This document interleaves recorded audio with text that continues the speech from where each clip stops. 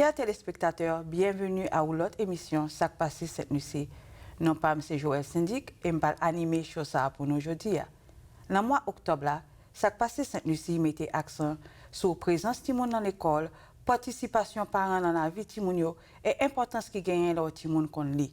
Donc ça me pas faire nous temps de plus, moi j'ai un invité spécial pour nous qui c'est madame Joelle Jackson et il va parler avec nous de qui moun lié qui ça le fait dans l'industrie. Ms. Jackson, good morning. Welcome to Sak Pase St. Lucie. It's a pleasure to have you with us today on the set. Bonjour. Bonjour, Ms. Jackson. Would you please introduce yourself to the Haitian community? Who are you and what you do for our district? Good morning. I am the Family and Community Outreach Administrator for St. Lucie Public Schools. As the Family and Community Outreach Administrator, I make sure that I support our school district initiatives. Ok, so li présente tête li banon, li dit nous comme ça que li là pour occuper toute sa gain relation avec famille et parents pour district côté que li mette en contact avec nous. Donc titre li c'est Parent and Family Outreach Administrator and Special Assignment. Donc job li c'est communiquer avec nous toute initiative que district a gagné pour parents yo. Okay. So what is your role as the parent and family engagement? What do you do? There are 4 things that I concentrate on. When you think about outreach, you think of arms. The first is to make sure that attendance is a priority in our district.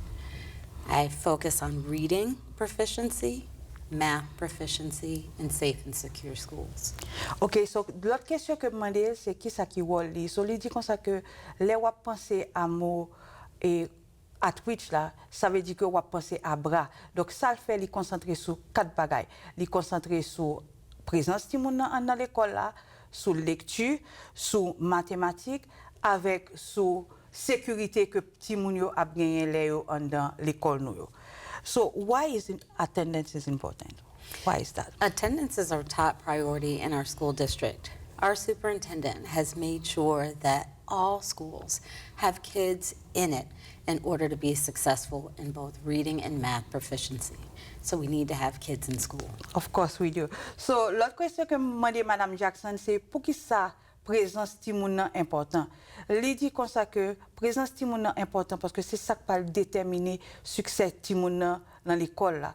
Et j'en ai échangé, j'ai déjà fait une interview avec superintendent Dr. Prince, côté que lui-même tout, lui assurer que nous gagnons timoun dans l'école yo parce que c'est comme ça que nous-mêmes en dans district, tout district nous yo à l'école nous yo a gain succès que nous besoin gagner.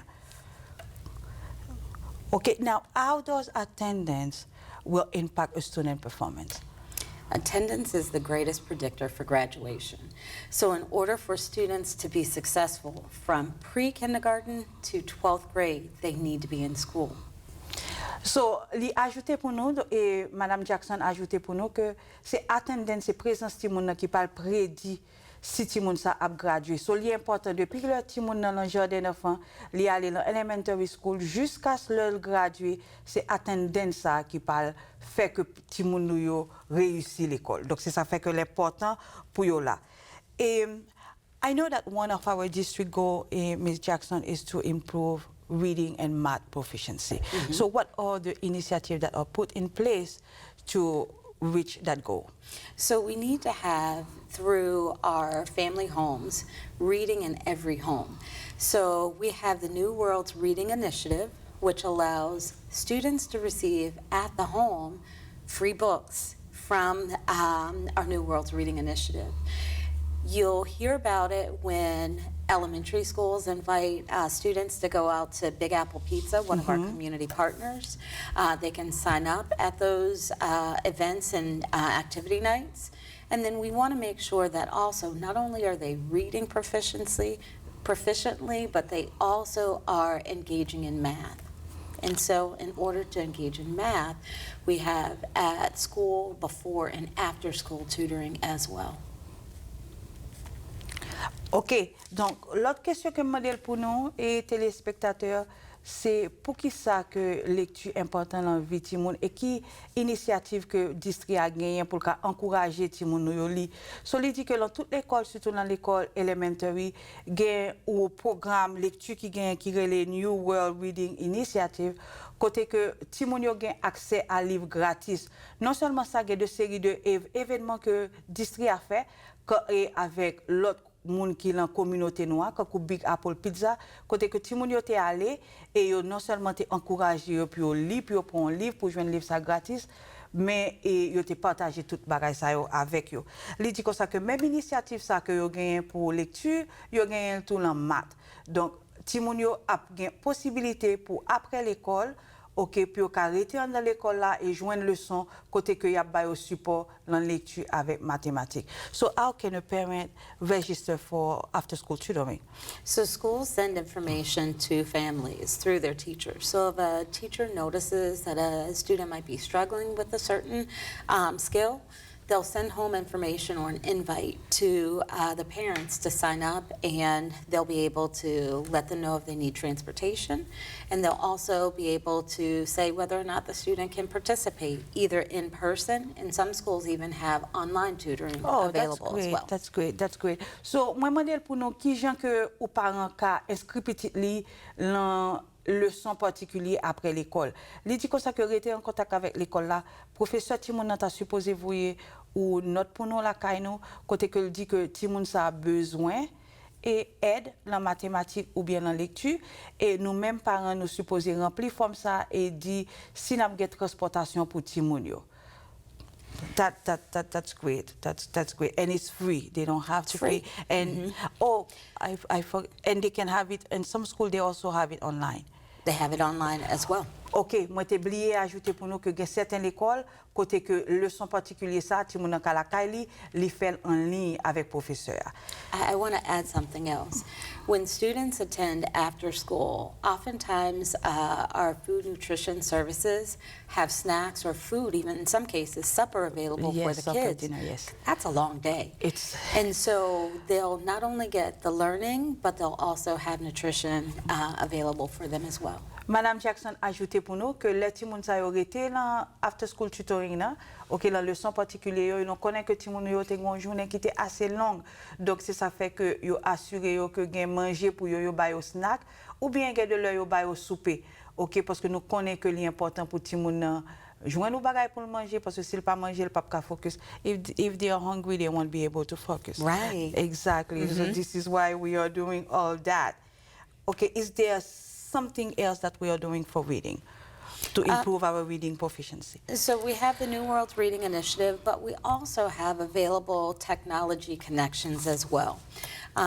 Nowadays, our students are tested using technology, but they also have access to resources, iReady Reading and Math.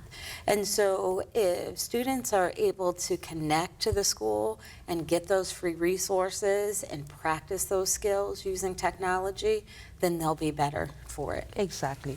So, li ajoute pour nous que gen l'autre ressource à part de livre lecture que n'a ba ti moun yo gratis, gen une série de applications que nous gagnons en ligne quand ku iReady, yo gagne pour math et yo gagne pour reading. So, li important pour lecture, donc li important pour nous mêmes parents nous rester branchés avec l'école là, nous utiliser toutes ressources ça yo qui gratis.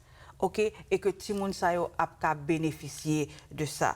And what you say is key, like the communication between parent and school is important. It's important for a parent to stay engaged. Absolutely.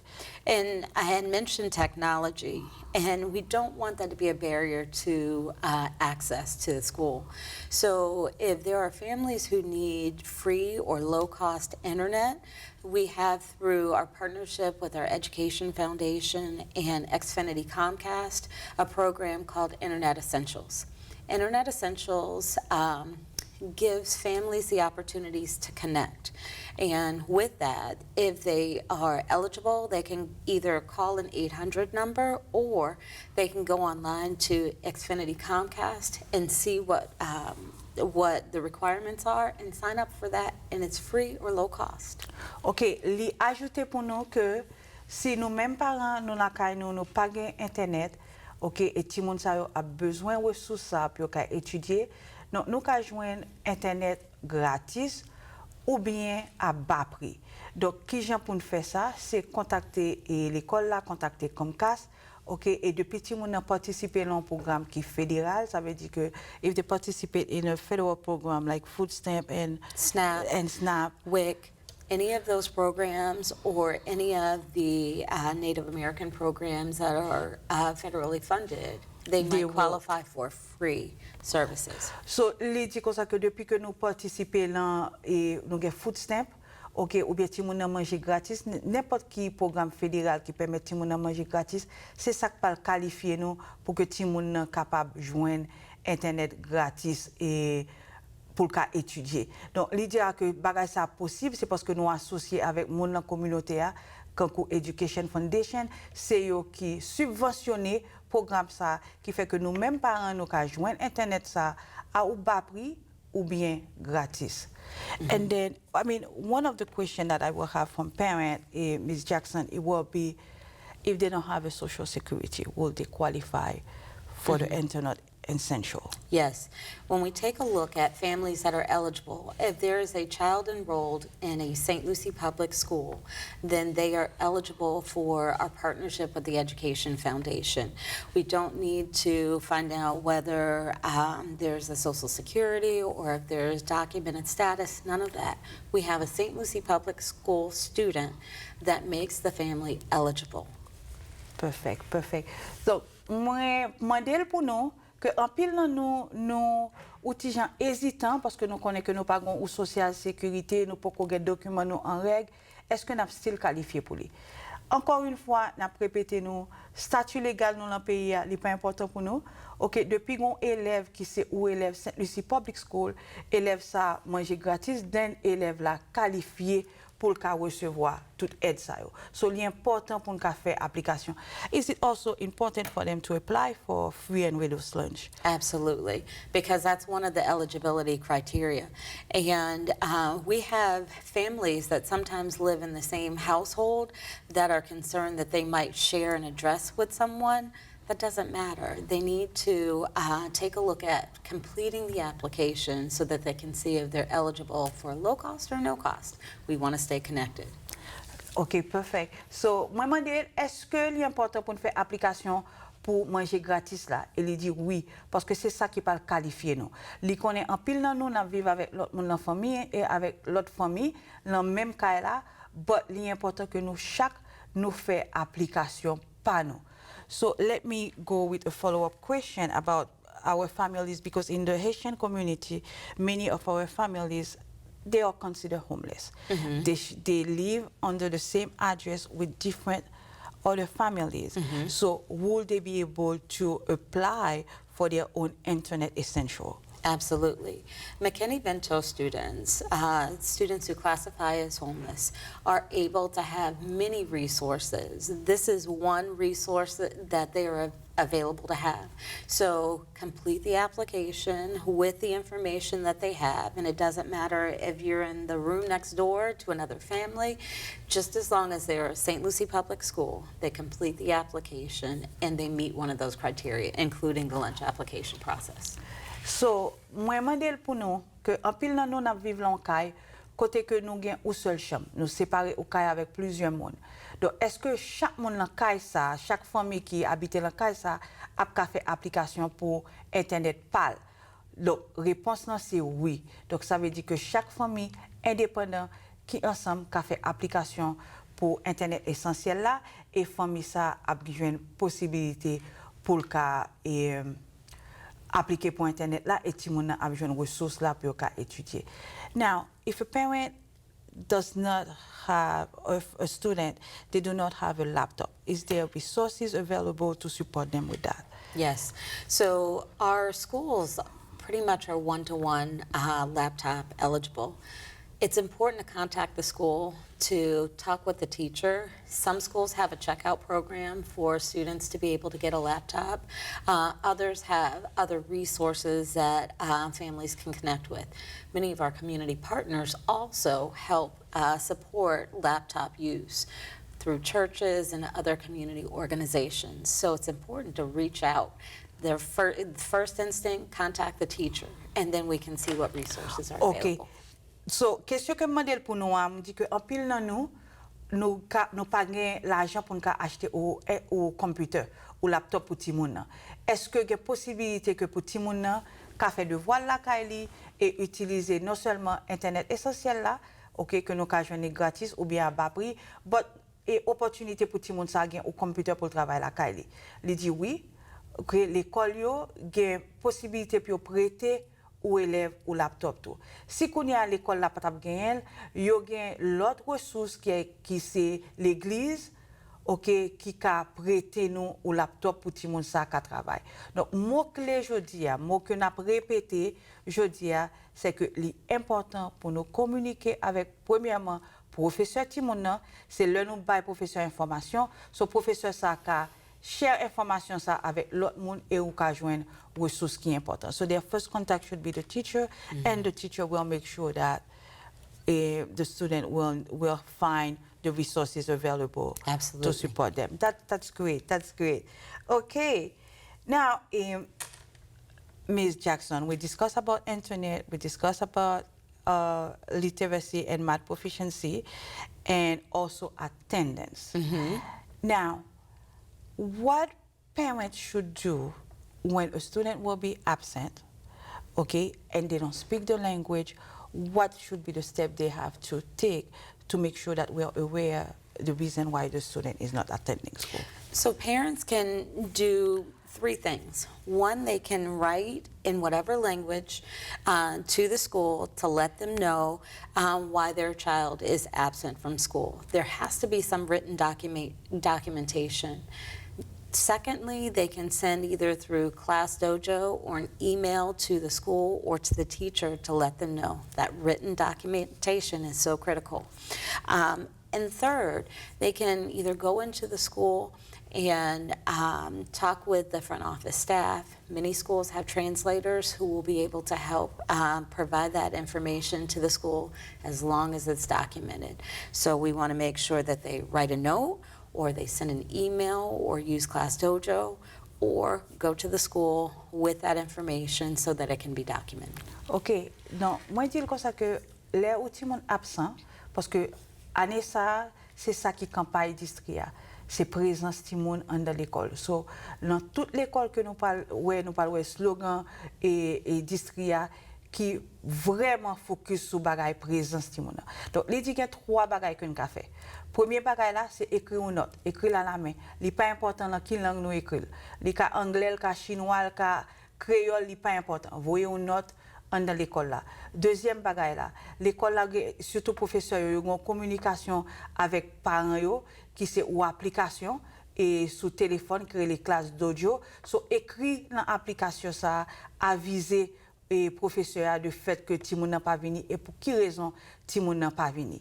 Troisième bagage là, c'est relayer l'école là. Parce que l'école là, il y a plusieurs monde qui parlent créole et qui peuvent aider nous avec traduction sans nos besoins. Donc, il est important que l'autre monde parle là, nous avons une documentation à l'écrit qui dit nous exactement la raison pour laquelle Timon ça pas là.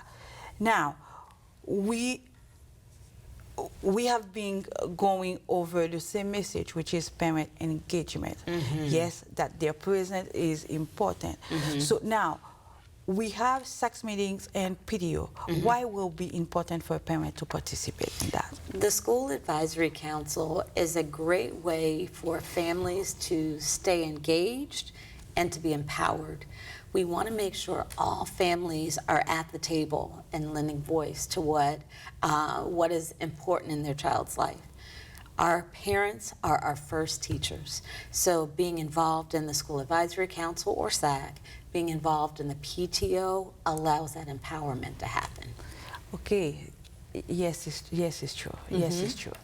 They are the best advocate of their students. Absolutely. So, Ms. Jackson, by un point qui est très important. So, il y a une série de réunions qu'a fait l'école là qui est SAC, SAC, avec PTO. C'est réunion côté que vous invité parents pour attendre voix parents. Donc, l'important pour parents ça participer dans la réunion. Parce que premier monde qui défend Timono, monde qui fait advocacy pour Timono, c'est ou même parents. Donc, les ou venir ou chita botable ou chita à botable ou ka share toute concern, toute inquiétude quand vous parents d'un living important. OK, donc il dit comme ça que c'est vraiment important que nous mêmes parents nous étions engagés. Okay, et que nous participer dans la réunion ça yo. And even for school safety, yes? Absolutely. Knowing things that are happening in the school, things like the fire drill that's happening, or if there's a code red drill, it's important for families to stay involved and engaged and know when those things are happening so that they can provide comfort to their child when they come home so that they're not scared about some of those things. So being involved allows families to know what's going on. Yeah, especially with our Haitian community, because our students come from a different school system, different culture that they were not used with all those fire drill and everything that we are doing here. So it will be a good way for our parents to understand the process, understand the reasoning behind it, and also help explain to our students the importance of following those guidelines. Yes.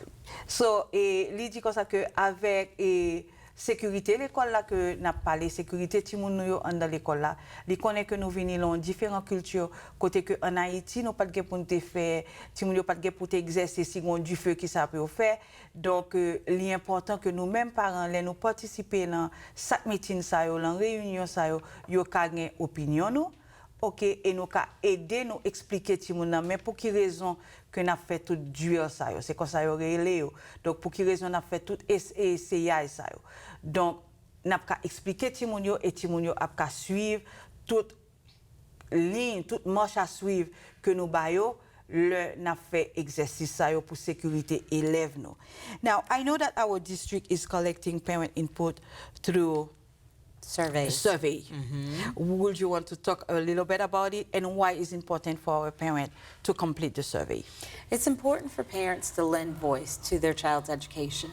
So these surveys are done 2 times in the year. The fall, which is happening right now until the end of October, and that's found on our school district webpage where it's in Haitian Creole, so families can get the 10-question survey, real easy. Just click their child's school, answer those 10 questions, and then they go from there. So lend voice to the schools so they know what's going on.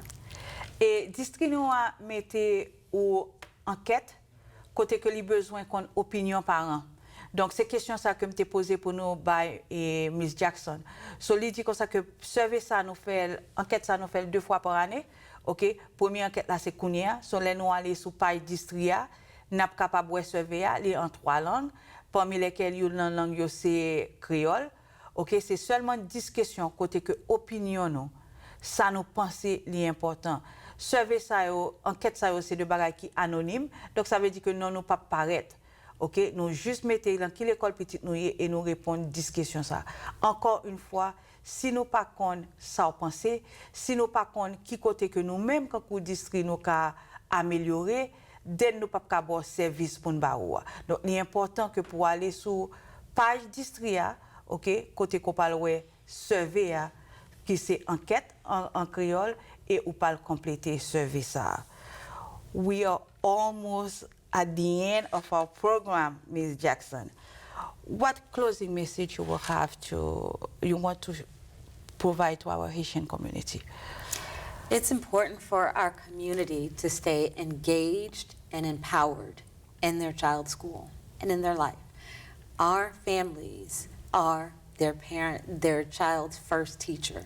Staying engaged in the school, making sure that we have the contact information that's up to date, staying empowered with what's going on in the school, allows the best foundation for their children to be successful in life. So engaged and empowered, those are 2 words. Engaged and empowered. OK, so, dernière question que je me posais parce que nous presque l'en fait émission moi demandé Miss Jackson qui message que tu as aimé partager avec nous communauté haïtienne. Il dit que c'est 2 mots pour nous. L'État remet que nous engageons dans l'éducation et timounio et que nous connaissons que nous avons pouvoir pour nous décider succès petit nous. Donc l'important les nous rester en communication avec l'école là. Donc ça veut dire que si nous pas nous changer téléphone nous, l'important que nous partager information ça avec l'école là côté que le connaît dans qui numéro que le cas joindre nous. So mot ça super important, li ba nous deux mots que m'a répété encore, c'est engager l'éducation petit tout et puis make sure qu'on connaît pouvoir quand qu'on parents parce que sont même qui voient petit tout. Miss Jackson, thank you so much for being here today. It was a pleasure to have you on Sak Pase St, Lucie. Thank you so much for the invitation. Thank you. Donc, chers téléspectateurs, nous presque arrivés à la fin émission, c'est fin émission.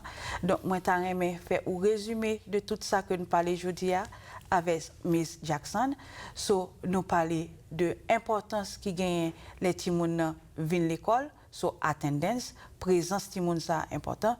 Nous parlons de l'important pour timon nous qu'on bien lit avec comprendre mathématiques et pour ça il y a une série de ressources qui est disponible pour nous dans la communauté tant que Internet essentiel que nous-mêmes parents nous appliquer et qualifier pour lui depuis petit monde participer dans un programme et gouvernement qui c'est food stamp avec manger gratis dans l'école. Donc, il est important que nous fassions ça. Nous parlons tout de l'importance sécurité tout le monde dans l'école là et importance nous-mêmes comme parents pour nous participer dans la vie petite nous à travers de réunions qui fait qui c'est chaque meeting yo, c'est comme ça relé avec petit o. Donc, moi pas suspendre rappeler nous que nous c'est voix petite nous. C'est nous qui c'est premier monde qui parle fait moun gain succès dans l'école. Donc communiquer avec l'école yo, pas peur. Miss Jackson dit nous ça. Chaque fois nous allons dans l'école, il y a un monde qui parle créole, ce monde ça a aider nous. Donc c'est ça que me gain pour nous aujourd'hui. Moi remercier nous et m'attend nous dans l'autre émission Sak Pase St, Lucie. Passe une bonne journée.